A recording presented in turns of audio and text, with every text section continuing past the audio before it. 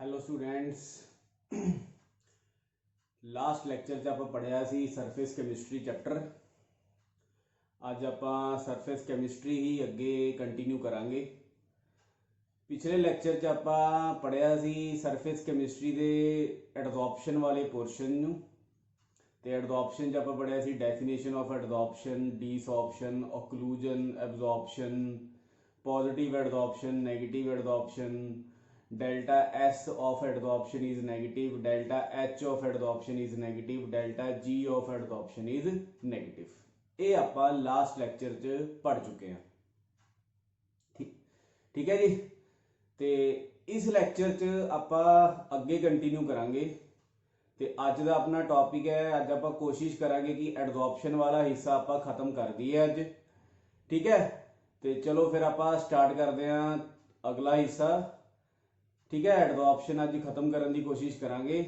ठीक है, अज आप पढ़ना है types of adsorption. Types of adsorption, types of adsorption, types of adsorption. ठीक है जी, एडजॉर्प्शन के टाइप्स पढ़ते हैं। टाइप्स ऑफ एडजॉर्प्शन, एडजॉर्प्शन के टाइप्स पढ़ते हैं अज आप। एडजॉर्प्शन दो टाइप की होंगी है। ठीक है, एडजॉर्प्शन दो टाइप की होंगी है। एक होंगी है physical adsorption, physical adsorption, physical adsorption. ठीक है, फिजिकल एडजॉर्प्शन। ते एक होंगी है कैमिकल एडजॉर्प्शन, कैमिकल एडजॉर्प्शन। एक फिजिकल एडजॉर्प्शन होंगी है, एक कैमिकल एडजॉर्प्शन होंगी है। फिजिकल एडजॉर्प्शन नू फिजियोसॉर्प्शन भी कह देंगे हैं। फिजियोसॉर्प्शन, फिजिसॉर्प्शन। ठीक है, फिजिसॉर्प्शन। ते कैमिकल एडजॉर्प्शन नू कैमिसॉर्प्शन कह देंगे हैं, कैमिसॉर्प्शन। फिजिकल एडजॉर्प्शन नू वैंडरवाल एडजॉर्प्शन भी कहते हैं, वैंडरवाल्स एडजॉर्प्शन। केमिकल एडजॉर्प्शन नू लैंगमुयर एडजॉर्प्शन कहते हैं। ठीक है जी, आ नाम ने ना। ठीक है, adsorption is of two types, physical adsorption, physisorption या वैंडरवाल एडजॉर्प्शन। दूसरा टाइप है केमिकल एडजॉर्प्शन, कैमिसॉर्प्शन या लैंगमुयर एडजॉर्प्शन। ठीक है, इन्हां च डिफरेंस आपां पढ़ लैंदे आ।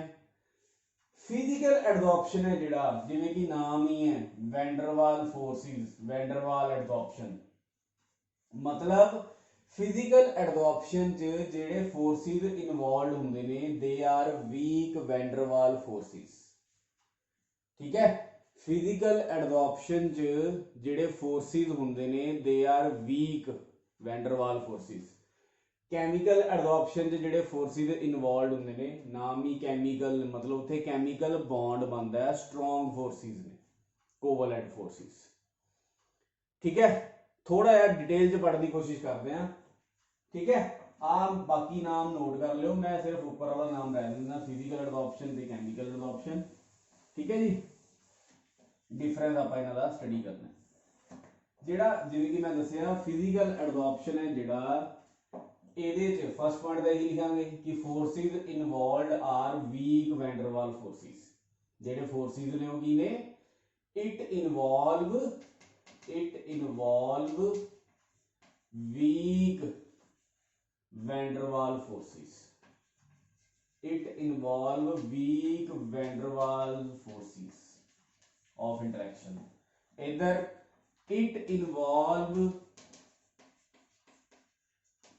Strong chemical forces, strong chemical forces. आ इन्हां दा मेन पॉइंट। ठीक है, first point is the main point. Second point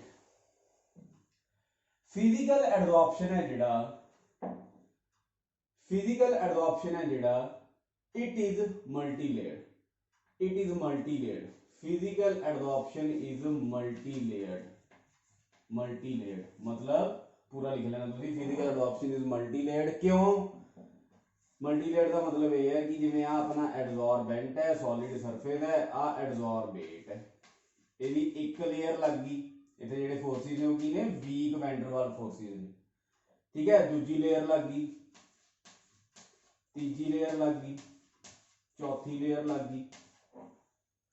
physical ਐਡਜ਼ॉर्प्शन is multi layered, जिन्ने मर्जी लेयर लग जाते हैं, पर chemical adsorption is mono layered. Chemical adsorption is mono layered, ये इको ही लेयर लगनी है, दूजी लेयर ये नहीं लगनी, इको ही लेयर लगनी, ठीक है। ये इको ही लेयर लगनी है, दूजी लेयर नहीं लगनी, इको ही लेयर लगनी है कैमिकल बॉन्ड बनना।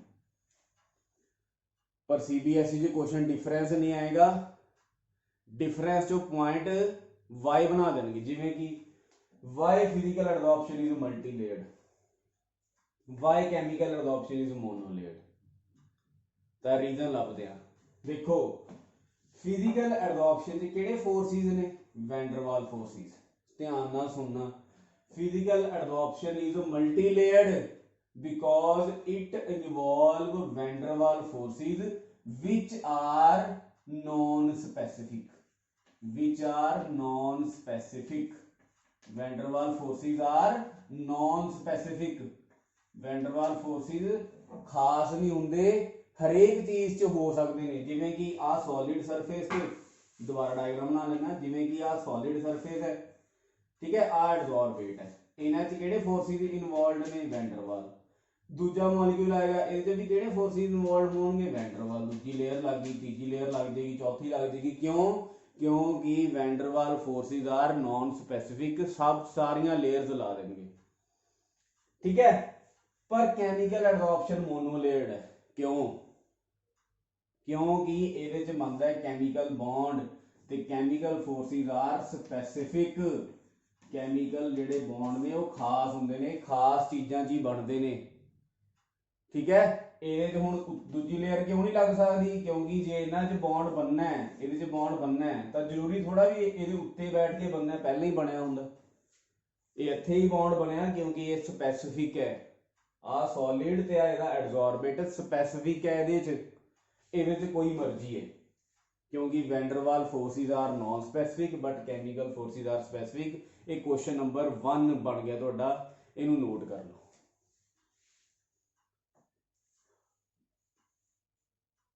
ठीक है। सैकेंड पॉइंट मैं रब कर लग्या, ठीक है, जगह घट है, इत्थे मैं थर्ड पॉइंट, फर्स्ट पॉइंट की मैं करांगा रब, क्योंकि यही अपना मेन पॉइंट है, ठीक है जी। सैकेंड अपना आएगा कि ये physical adsorption is multi layered, chemical adsorption is mono layered. Reason आपका दसता कि van der Waals forces are non specific पर केमिकल फोर्सिस आर स्पेसिफिक, ठीक है। थर्ड पॉइंट जो फिजिकल एडजॉर्प्शन होंदी है, जो फिजिकल एडजॉर्प्शन होंदी है, जो एडजॉर्प्शन होंदी है, चाहे फिजिकल है चाहे केमिकल है, तो हीट बाहर आती है। आप पढ़िया सी लास्ट लेक्चर च कि adsorption is exothermic, heat release होंदी है, ठीक है। जिहड़ी हीट रिलीज होंदी है उन्होंने कहते हैं हीट ऑफ एडजॉर्प्शन, ठीक है। एक छोटी डेफिनेशन नोट कर लो कॉपी पे, what is heat of adsorption, ठीक है। हीट ऑफ एडजॉर्प्शन की है, amount of heat released when, कदों, amount of heat released when 1 mole of adsorbate, 1 mole of gas is adsorbed on the solid surface, ठीक है। amount of heat released when 1 mole of gas मतलब adsorbate is adsorbed on the surface of adsorbate, ठीक है। जो 1 मोल gas adsorb होगी उदों जिन्नी भी हीट निकलेगी वो हीट ऑफ एडजॉर्प्शन, और आप डिफरेंस पढ़ते हैं फिजिकल एडजॉर्प्शन का, हीट ऑफ एडजॉर्प्शन है जिहड़ा डेल्टा एच एडजॉर्प्शन, ਇਹਦਾ बड़ा ही लो है, लैस नेगेटिव है, लो वैल्यू है, क्यों, ਇਹਦੀ वैल्यू होंगी है सिर्फ 20 तो 40 किलो जूल पर मोल, पर ਇਹਦਾ डेल्टा एच एडजॉर्प्शन हाई है, बहुत ज़्यादा एनर्जी रिलीज होंगी है, ठीक है। 40 तो 400 किलो जूल हो सकती है, किलो जूल पर मोल, किलो जूल पर मोल, ठीक है। पर मैं दसिया आप लगा लेना वाई कि फिजिकल एडजॉर्प्शन की हीट ऑफ एडजॉर्प्शन घट क्यों है, उसकी ज़्यादा क्यों है, रीजन पहली पॉइंट से, फिजिकल एडजॉर्प्शन दी हीट ऑफ एडजॉर्प्शन लो है क्योंकि van der Waals forces are weak forces, कमजोर फोर्सा ने, ज्यादा हीट नहीं निकलती। पर chemical forces are strong forces, काफी स्ट्रॉन्ग फोर्सेस ने, ये जो हीट बहुत ज्यादा रिलीज होती है केमिकल च। ठीक है, नोट कर लो थर्ड डिफरेंस विद रीजन।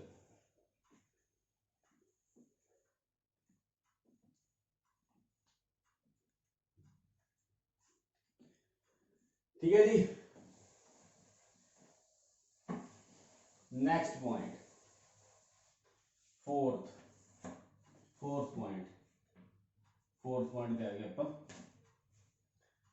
ठीक है, फिजिकल एडजॉर्प्शन च वैंडरवाल फोर्सेस ने वो वीक ने, इस करके हीट घट निकलती है, और नॉन स्पेसिफिक ने, इस करके multi layered.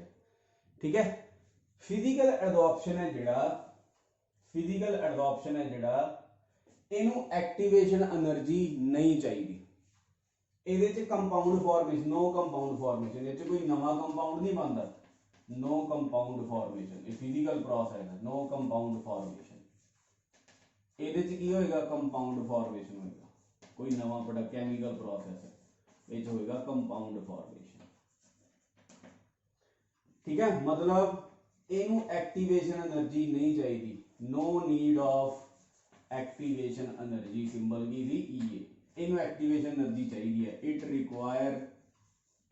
Require activation energy, क्योंकि it is a chemical process, ये कंपाउंड फॉर्मेशन होएगी, इनू एक्टिवेशन एनर्जी नहीं चाहिए। रीजन है क्योंकि ये फिजिकल प्रोसेस है, it need no activation energy, note कर लो।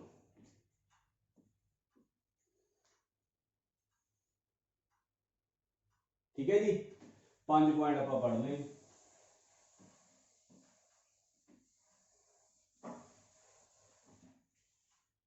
ठीक है, अगला टैंपरेचर का पॉइंट, 6वां पॉइंट, टैंपरेचर का मेन पॉइंट है इट। ठीक है, ग्राफ के फॉर्म आप समझ लें। सपोज करो इस एक्सिस से है टेंपरेचर, इस एक्सिस से है टेंपरेचर, तो इस एक्सिस से है adsorption, extent of adsorption, extent of adsorption, extent of adsorption, इस एक्सिस से की है एक्सटेंट ऑफ एडजॉर्प्शन, कितनी एडजॉर्प्शन हुई। जी फिजिकल एडजॉर्प्शन है, it decrease with increase in temperature, it decrease with increase in temperature, temperature ਵਧਾਉਣ ਨਾਲ ਇਹ ਘਟਦੀ है, ग्राफ देखो। ठीक है, पर ਇਹਦਾ ग्राफ ध्यान नाल, it first increase then decrease, पहला इंक्रीज होएगी, फिर डिक्रीज होएगी विद टेंपरेचर। ठीक है, लिख लेना। पर अपना क्वेश्चन वाई, पर एक मैं इत्थे गल दसदा, ये जिहड़े दो ग्राफ बनाए ने, ये कांस्टेंट प्रैशर है, प्रैशर इन्हां च कांस्टेंट है, प्रैशर इज कांस्टेंट। हुण ओवले ग्राफ जिहड़े टेंपरेचर ते एक्सटेंट ऑफ एडजॉर्प्शन च बनाए जान एट कांस्टेंट प्रैशर, ते उन्हां नूं आपां कहंदे आ एडजॉर्प्शन आइसोबार्स, मतलब ये आइसोबार ने, आ फिजिकल एडजॉर्प्शन दा आइसोबार है, आ केमिकल एडजॉर्प्शन दा आइसोबार है। ठीक है, आगे टॉपिक डिटेल च भी पढ़ांगे आइसोबार। ठीक है, पर इत्थे ही मैं समझा दिंदा जल्दी जल्दी कि फिजिकल एडजॉर्प्शन टेंपरेचर ਵਧਾਉਣ ਨਾਲ घटती है क्योंकि इनू एक्टिवेशन एनर्जी नहीं चाहिए, इस किहड़ा कोई कंपाउंड बनना है, टैंपरेचर देने का कोई फायदा ही नहीं है। ये पहला इंक्रीज होई क्योंकि it need activation energy, starting जिन्होंने एक्टिवेशन एनर्जी चाहिए होएगी, इस करके टैंपरेचर ਵਧਾਉਣ ਨਾਲ ये इंक्रीज हो रही है क्योंकि इट नीड एक्टिवेशन एनर्जी। पर जे टैंपरेचर ज्यादा इंक्रीज कर दोगे, if we increase the temperature too much, तो जिन्ने बॉन्ड बनने सारे टुट जाएंगे। ठीक है, मतलब हाई टैंपरेचर ते एडजॉर्प्शन की स्पीड यदि डिक्रीज होगी। ठीक है, स्टार्टिंग इंक्रीज क्यों हुई, रीजन की दोगे, because it need activation energy. बाद क्यों घट गई, क्योंकि जे टैंपरेचर ज्यादा दे देंगे तो जिन्ने बॉन्ड बने ने सारे टुट जाएंगे। ठीक है, ये टैंपरेचर इंक्रीज करना सिर्फ डिक्रीज ही होएगी, क्योंकि टैंपरेचर इंक्रीज करना काइनेटिक एनर्जी इंक्रीज होएगी, जिन्ने बैठे होंगे सारे उड़ जाएंगे। ठीक है, वो पहला एक्टिवेशन एनर्जी लैणगे, बॉन्ड बना लैणगे, पर जो ज्यादा ही हीट करी जाओगे तो सारे बॉन्ड टुट जाएंगे। ठीक है, नोट कर लो।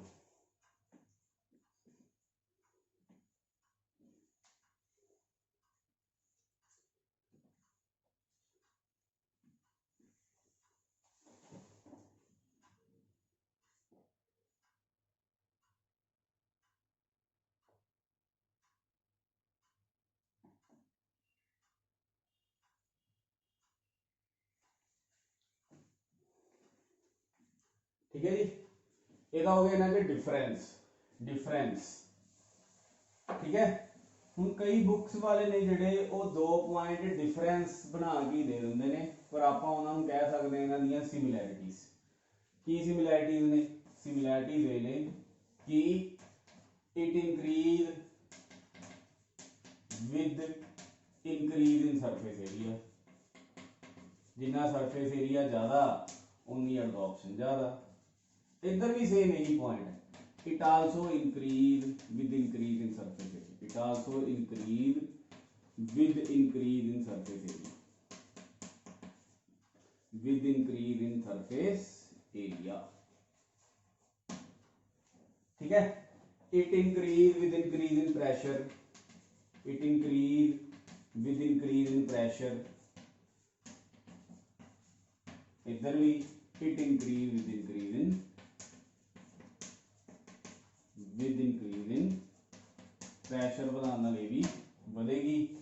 ठीक है, आप टाइप्स ऑफ एडजॉर्प्शन पढ़ चुके हैं, कैमिकल दे फिजिकल, फिजियोसॉर्प्शन, कैमिसॉर्प्शन, वैंडरवाल एडजॉर्प्शन, लैंगमुर एडजॉर्प्शन। लैंगमुर साइंटिस्ट का नाम है। ठीक है, डिफरेंस तो नहीं आता, पर जिहड़े उहदे च क्वेश्चन पॉइंट लिखे ने उन्होंने रीजन जरूर लभ्यो। पॉइंट चों रीजन का क्वेश्चन आएगा, वाई लगा देंगे अगे कि why physical adsorption is multi layered, why chemical is monolayered, ਉਹਦੀ हीट घट क्यों है फिजिकल की, कैमिकल की हीट ज़्यादा क्यों है, वाई। ठीक है, तो फिजिकल ते कैमिकल दो इन्हां च सिमिलैरिटियां भी लिख दियां, प्रैशर ते इफैक्ट आप अगे डिटेल च पढ़ते हैं। ठीक है जी, आइसो बार पढ़ने ने आप अगे ते आइसो थर्म पढ़ना है, पर एक बार फिर भी ये देख लो।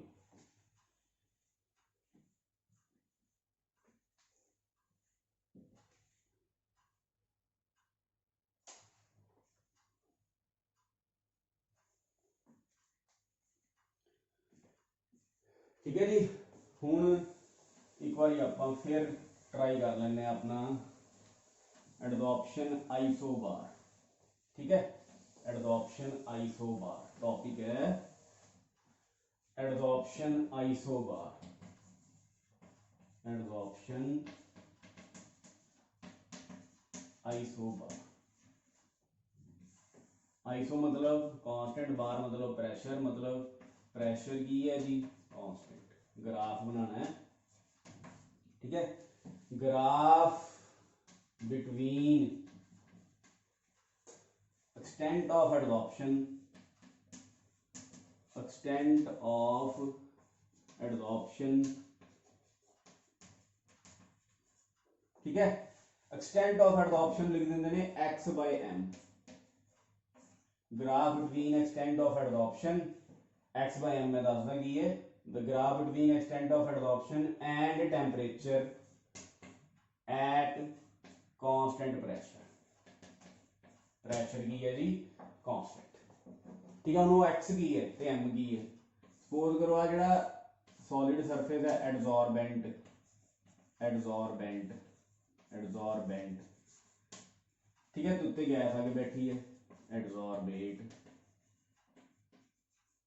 एडजॉर्बेट।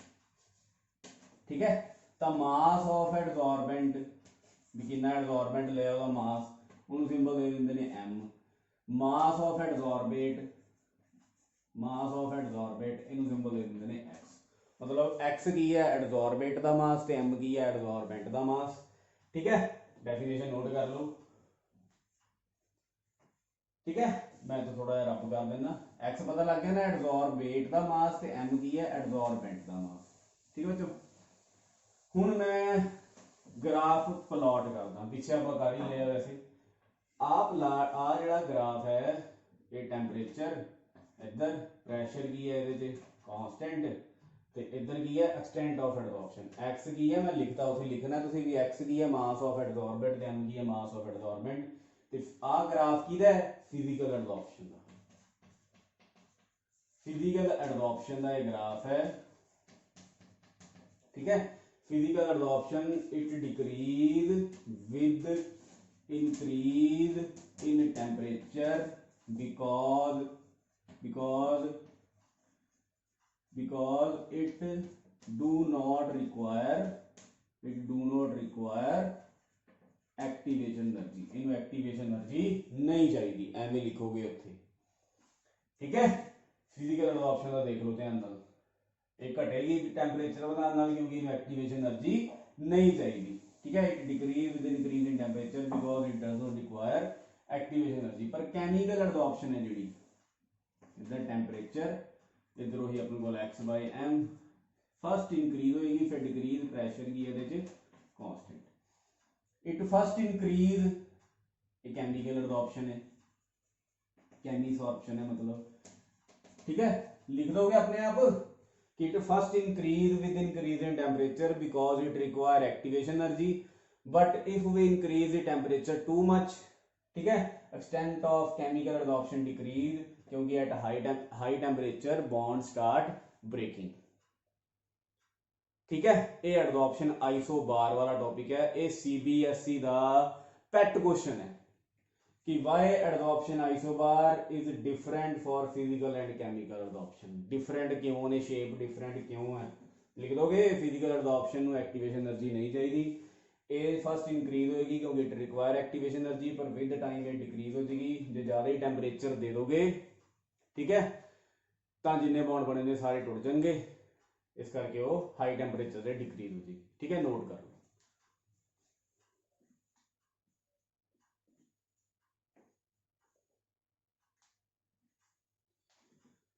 ठीक है। ये तो हो गए आइसोबार।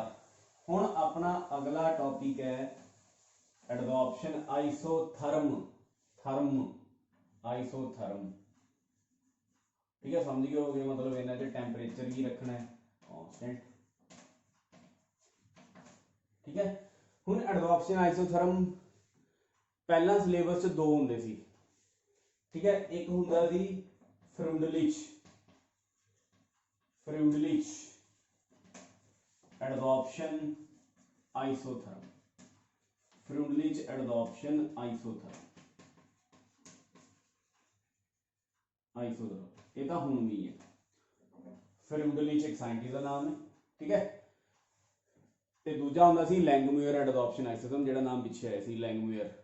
पर हुण लैंगमुयर एडजॉर्प्शन आइसोथर्म अपने CBSE के सिलेबस च नहीं है, ठीक है। फ्रुंडलिच ही है गल, तो इनू आपां पढ़ लैंदे हां, ठीक है। डेफिनेशन की होगी adsorption isotherm the, graph between extent of adsorption मतलब x/m ते प्रैशर, x/m ते प्रैशर, इधर प्रैशर, ठीक है जी, इधर की है x/m मतलब x की है mass of adsorbent, mass of adsorption adsorbent ते टेम्परेचर ये ग्राफ च की रहना चाहिए कांस्टेंट, ठीक है। टेम्परेचर की है कांस्टेंट, टेम्परेचर की है जी कांस्टेंट, ठीक है, ठीक है जी। डेफिनेशन लिख लोगे कि graph between extent of adsorption and pressure at constant temperature, ठीक है। तो ग्राफ की शेप कुछ इस टाइप की होंगी है,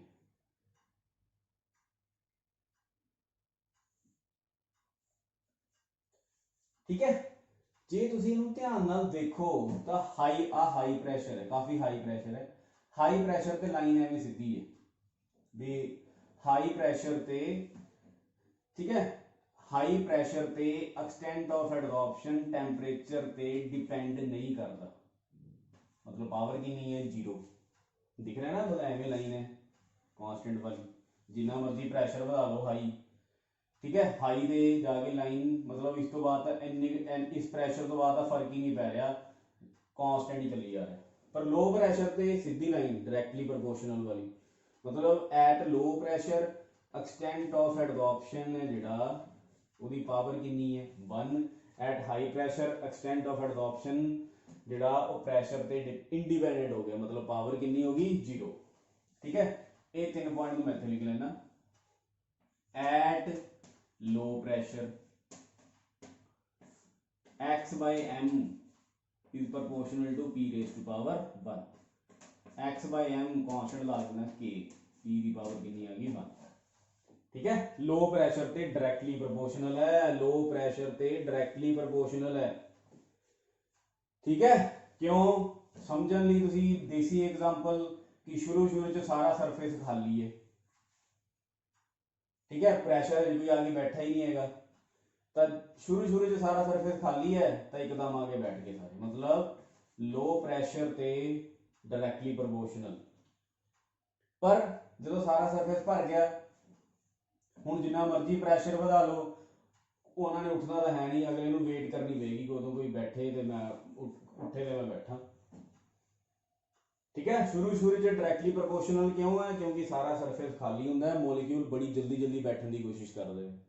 हाई प्रैशर जो सरफेस भर जाता है, हाई उस तो बाद प्रैशर अप्लाई करने का कोई फायदा नहीं, क्योंकि वो सारा सरफेस फुल हो गया, कोई भी फ्री वैलेंसी नहीं बची। इस करके एडजॉर्प्शन हाई प्रैशर पे कितनी पावर आ गई 0, मतलब प्रैशर पे डिपेंड ही नहीं करती, काफी हाई प्रैशर। ठीक है, ठीक है जी, तो ये लो प्रैशर ते डायरेक्टली प्रोपोर्शनल। ठीक है, एट हाई प्रैशर जो प्रैशर ज्यादा हो गया तो उदों एडजॉर्प्शन प्रैशर पे डिपेंड नहीं करेगी, पी की पावर 0 बन जाएगी। ठीक है, कांस्टेंट के लाना पेगा, के पी की पावर 0, पी की पावर 0 1 बन जाए, मतलब एक्स बाय एम के बराबर आ गया सिर्फ के। ठीक है, पी की पावर 0 आएगी ना, पी की पावर 0 कितनी बन जाएगी 1 बन जाएगी। ठीक है, ਇਹਦਾ मतलब विच विचाले एट इंटरमीडिएट प्रैशर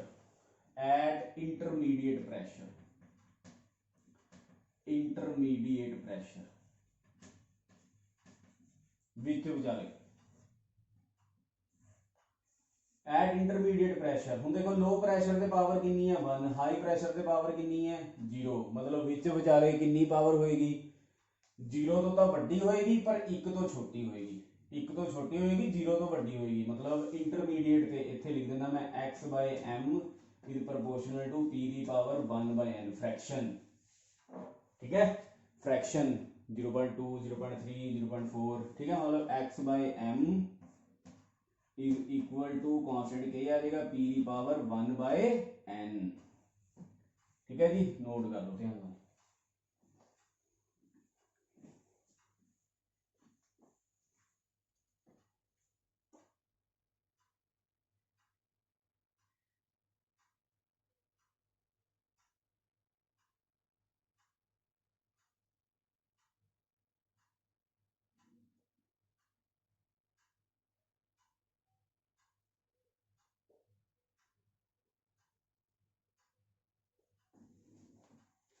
ठीक है, लो प्रैशर ते पावर 1 है, हाई प्रैशर ते पावर 0 है, विच विचाले पावर 1 by n है।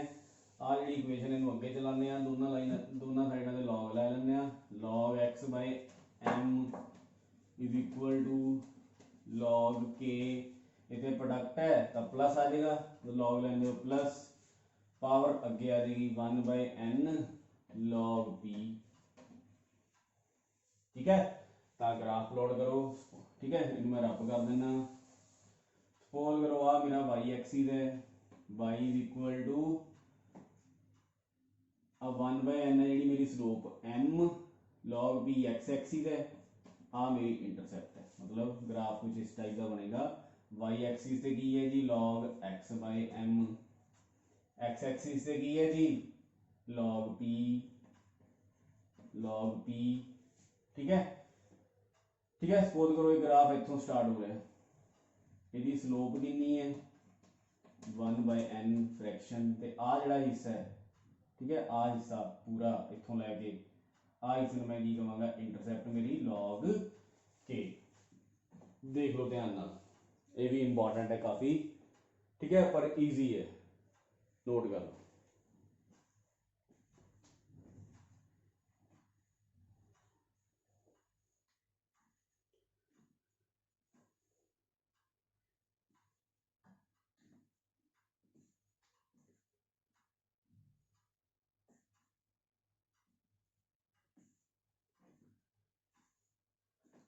ठीक है जी। ये था adsorption of gas on solid surface. Gas का अगर गैस है तो प्रैशर लेके चलांगे, पर अगर हुण अपने को सोल्यूशन एडजॉर्प्शन ऑफ लिक्विड, ठीक है, जे सोल्यूशन है तो ਉਹਦੇ वास्ते फिर ਆਪਾਂ ਕੀ ਲਵਾਂਗੇ कंसंट्रेशन, मतलब जिथे जिथे P है ਉੱਥੇ ਉੱਥੇ C आ जाना, कंसंट्रेशन आ जानी है, मोलैरिटी आ जानी है। ठीक है, ठीक है जी। हरेक बुक च उन्होंने नीचे लिखा हुआ है, मतलब ठीक है, आप लिख दें भी वो जो x/m वाला सी x/m, ठीक है, वो किहदे बराबर आ जाएगा K C की पावर आ जाएगी 1/m, कंसंट्रेशन आ जाएगा इन केस ऑफ सॉल्यूशंस। जिथे जिथे P है उत्थे उत्थे C कर दियो, ये भी नोट कर लो।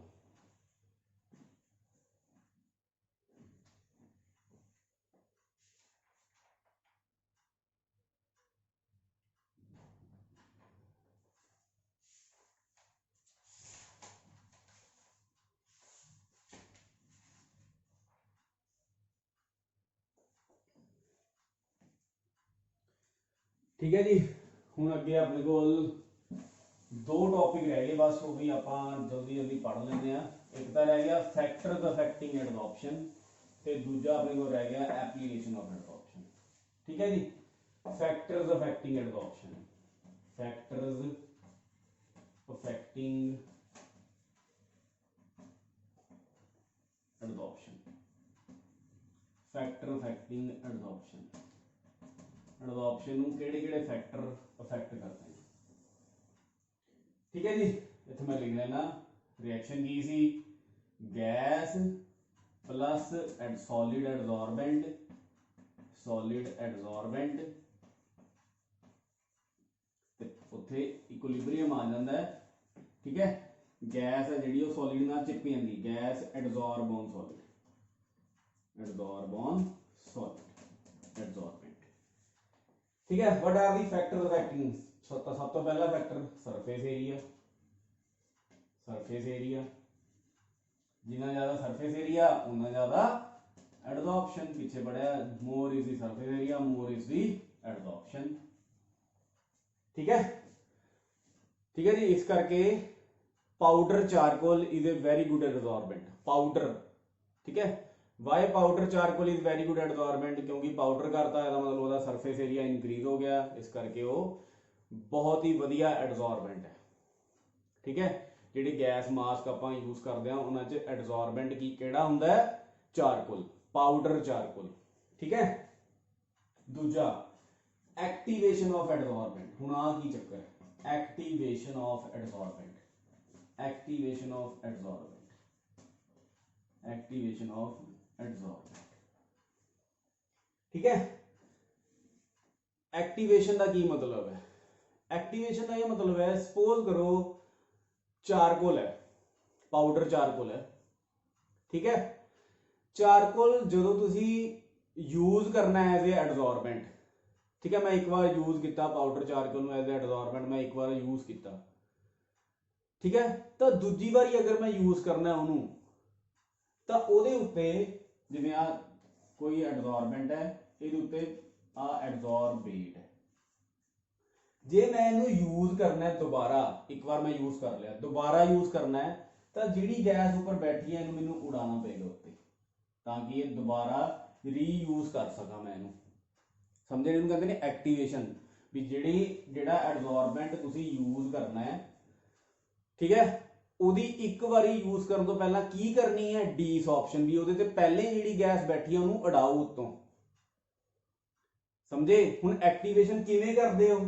ਡੀਸऑप्शन किवें करदे हो? एक्टिवेशन कर सकते हो बाय फ्रिक्शन, बाय रबिंग, रगड़ के। ठीक है, या फिर by heating, by heating in vacuum.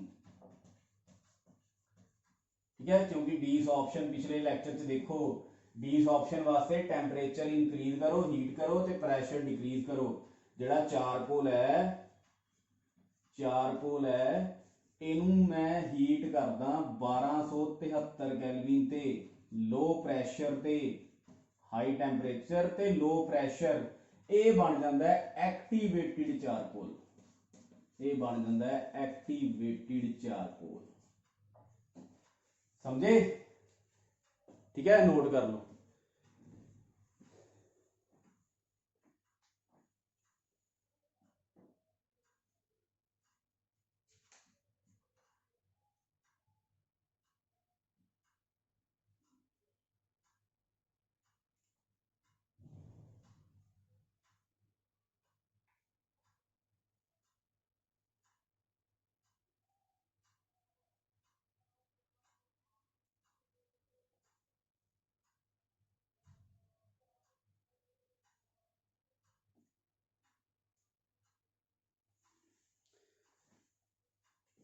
ठीक है जी, थर्ड पॉइंट, थर्ड पॉइंट,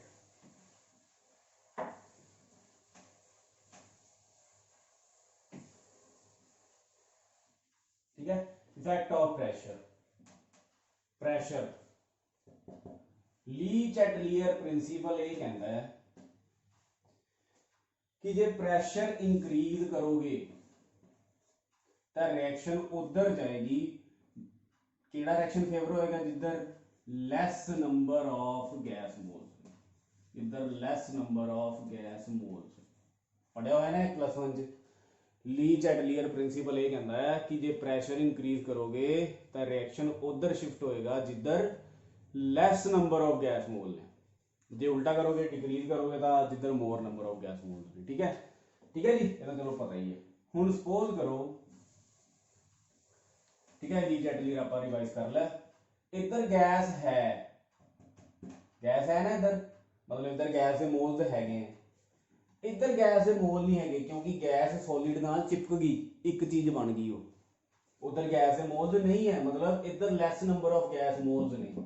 ठीक है, तो आप फॉरवर्ड करवानी है, क्योंकि आ जो फॉरवर्ड है इनू मैं कहूँगा एडजॉर्प्शन, इनू मैं कहूँगा एडजॉर्प्शन, तो जो बैकवर्ड है इनू मैं कहूँगा डिसऑर्प्शन। मैं तो एडजॉर्प्शन करवानी है, मतलब मैं मेरा पहले ही मेरे दिमाग च कि मैं उपर वाली करवानी है, तो मैनू पता है एडजॉर्प्शन, एडजॉर्प्शन जो उपर वाला रिएक्शन है, जो एडजॉर्प्शन है ये एक्सोथर्मिक भी है, तो नीचे वाला फिर की होना है एंडोथर्मिक।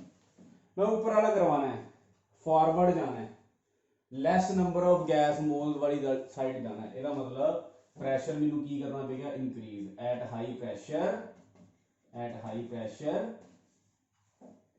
ठीक है, एडजॉर्प्शन की होएगी,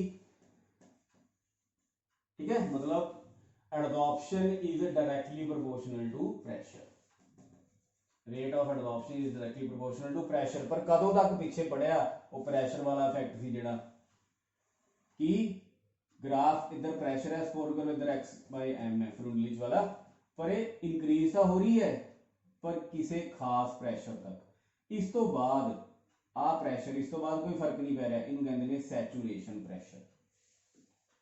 ठीक है, इत्थे तक ये एप्लीकेबल है पॉइंट। ठीक है जी, चौथा टैंपरेचर। ली चैटलियर ये कहता सी जे टैंपरेचर इंक्रीज करते हो तो एंडोथर्मिक फेवर होंगी है, जे टैंपरेचर डिक्रीज करते हो तो एक्सोथर्मिक रिएक्शन फेवर होंगी है। ठीक है, आप तो एक्सोथर्मिक करवानी है, इसका मतलब टैंपरेचर की रखो low, temperature is inversely proportional to adsorption, जितना टैंपरेचर इंक्रीज करोगे उन्नी एडजॉर्प्शन घटेगी, जितना टैंपरेचर डिक्रीज करोगे उन्नी एडजॉर्प्शन बढ़ेगी। ठीक है, ये भी नोट कर लो। ठीक है, ये भी आप आइसोबार च पढ़िया ही है कि टैंपरेचर लो होना चाहिए, देख लो ध्यान।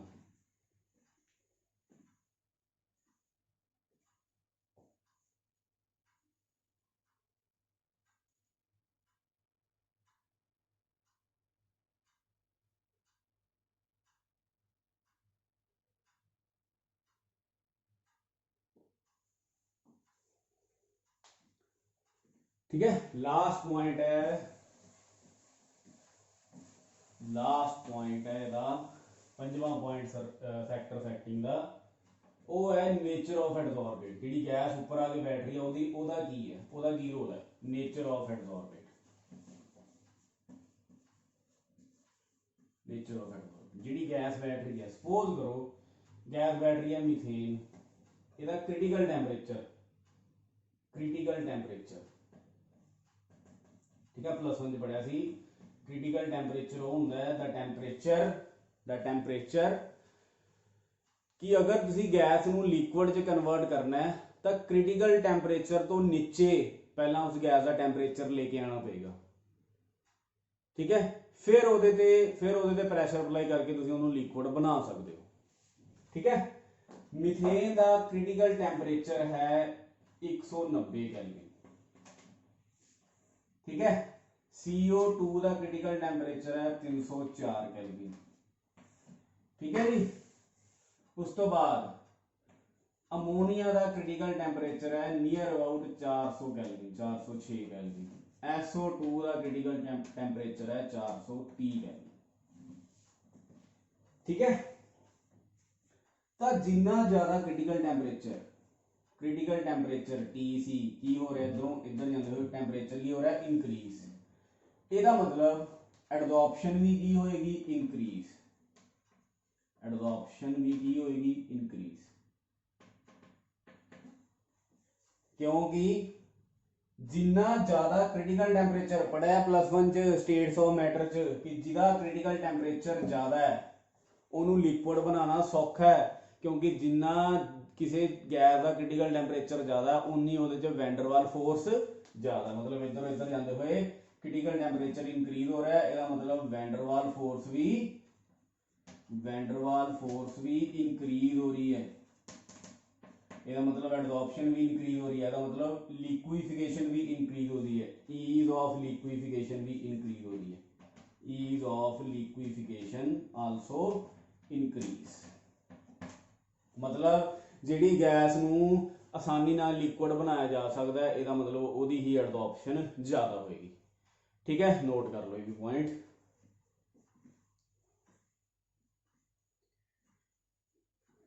ठीक है जी। सपोज करो अपने को है हीलियम, नियॉन, आर्गन, क्रिप्टन ते ज़ीनॉन,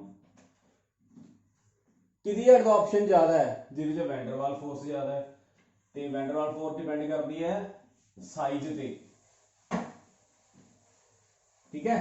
तो सब तो ज्यादा साइज किहदा है, तो ज़ीनॉन दा ये मतलब इधरों इधर जाते हुए वैंडरवाल फोर्स की हो रही है इंक्रीज, ईज ऑफ लिक्विफिकेशन भी की हो रहा है जी, लिक्विफिकेशन भी की हो रहा है इंक्रीज, क्रिटिकल टैंपरेचर भी फिर की होएगा इंक्रीज, इसका मतलब एडजॉर्प्शन भी की होएगी इंक्रीज, ठीक है। नोबल गैसेस चों ज़ीनॉन की एडजॉर्प्शन ज्यादा है, ज़ीनॉन नूं लिक्विड बनाना सौखा है, ये क्वेश्चन नोट कर लो,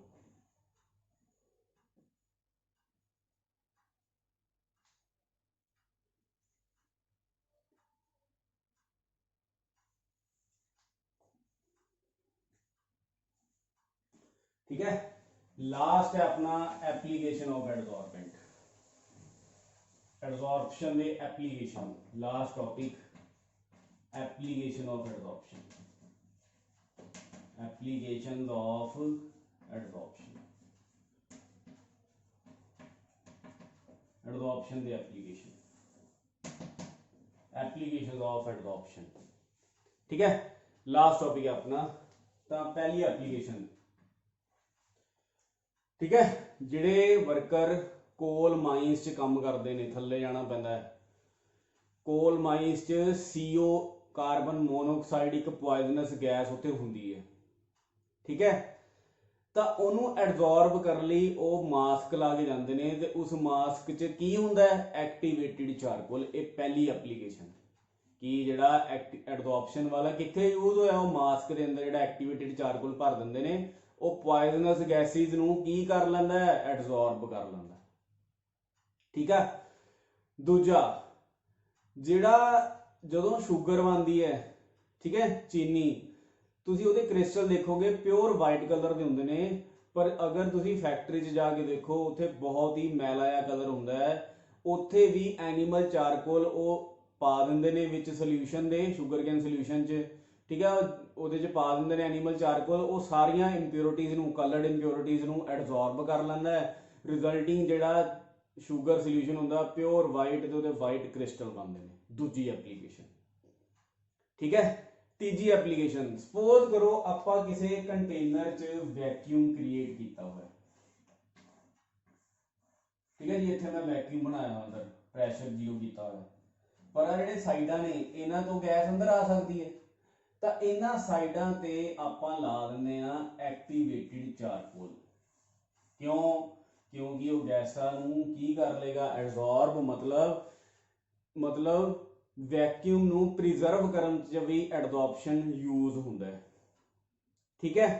ਤੁਸੀਂ ਲੈਦਰ ਦੇ ਬੂਟ ਖਰੀਦਦੇ ਹੋ, ਲੈਦਰ ਦੇ ਸ਼ੂਜ਼ ਖਰੀਦਦੇ ਹੋ, ਲੈਦਰ ਪਰਸ ਖਰੀਦਦੇ ਹੋ, ਠੀਕ ਹੈ। ਤਾਂ ਤੁਸੀਂ ਦੇਖਿਆ ਹੋਏਗਾ ਉਹ ਜਿਹੜਾ ਲੈਦਰ ਦਾ ਕੋਈ ਵੀ ਸਮਾਨ ਖਰੀਦਦੇ ਹੋ ਜਾਂ ਕੋਈ ਬਰਤਨ ਹੈ, ਠੀਕ ਹੈ, ਸਟੀਲ ਵਗੈਰਾ ਦੇ, ਉਹਦੇ ਅੰਦਰ ਛੋਟੇ ਛੋਟੇ ਜਿਹੇ ਪਾਊਚ ਮਿਲਦੇ ਨੇ, ਉਹਨਾਂ ਪਾਊਚ ਦੇ ਉੱਪਰ ਲਿਖਿਆ ਹੁੰਦਾ ਸਿਲੀਕਾ ਜੈਲ। मतलब ये सिलिका जेल की है, ये की एडजॉर्ब करता है, silica gel adsorb moisture, water vapour ਨੂੰ एडजॉर्ब कर ਲੈਂਦਾ है। मतलब सिलिका जेल की है, डीह्यूमिडाइजर। आ क्वेश्चन सीबीएसई ਚ आया है, व्हाट इज डीह्यूमिडाइजर, ठीक है, ਜਿਹੜਾ वाटर वेपर ਨੂੰ एडजॉर्ब कर ले, ठीक है जी, वो ਕਿਹੜਾ है, सिलिका जेल, ठीक है। एडजॉर्प्शन यूज होता है froth flotation process, froth flotation process,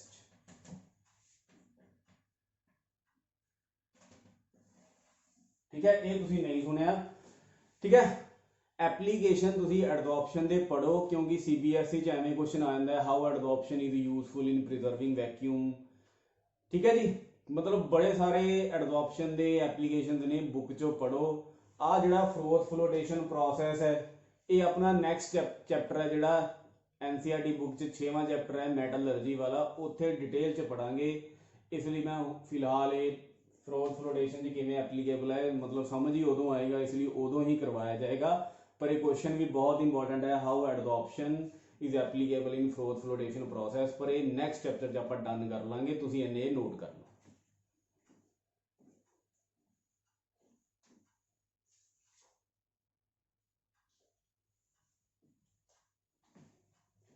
ठीक है।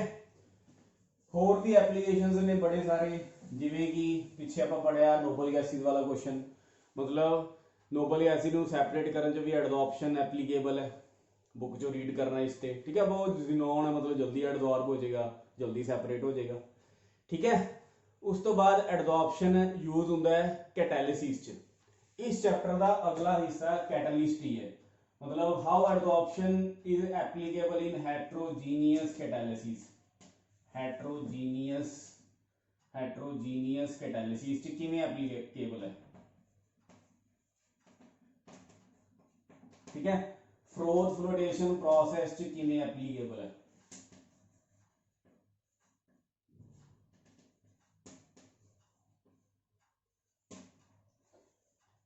ठीक है। ये दोनों टॉपिक अगले लैक्चर च, ये तो अगले चैप्टर च आएगा, फ्रोथ फ्लोटेशन वाला, हेट्रोजीनियस कैटालिसिस इसी चैप्टर च आ जाएगा, उदों आपां नोट कर लेंगे। मतलब कहने का मतलब एक गल दिमाग च बिठा लो, जिथे एडजॉर्प्शन वर्ड आंदा है वो चीज़ नूं डबल इंपॉर्टेंस दिया करो, क्योंकि वह क्वेश्चन पक्का सीबीएसई च बहुत बार एवें दे क्वेश्चन मैं देखे हुए ने, आ सारे क्वेश्चन आए हुए हैं। How adsorption is applicable in heterogeneous catalysis, how adsorption is applicable in froth flotation process, ठीक है। बाकी एक एप्लीकेशन इहदी होर भी है, वो क्रोमैटोग्राफी, मतलब क्रोमैटोग्राफी की है, separation technique on the basis of adsorption, ठीक है। क्रोमैटोग्राफी भी एडजॉर्प्शन की काम करती है, ठीक है। बाकी बहुत है इस लैक्चर च, बाकी आप अगले लैक्चर च कोशिश करांगे अगला टॉपिक अपना कैटालिसिस वो कंप्लीट करांगे। उदों तक तुसीं आ वीडियो देखो, समझो, कोई डाउट आंदा पुछो, ठीक है जी। करो इंजॉय।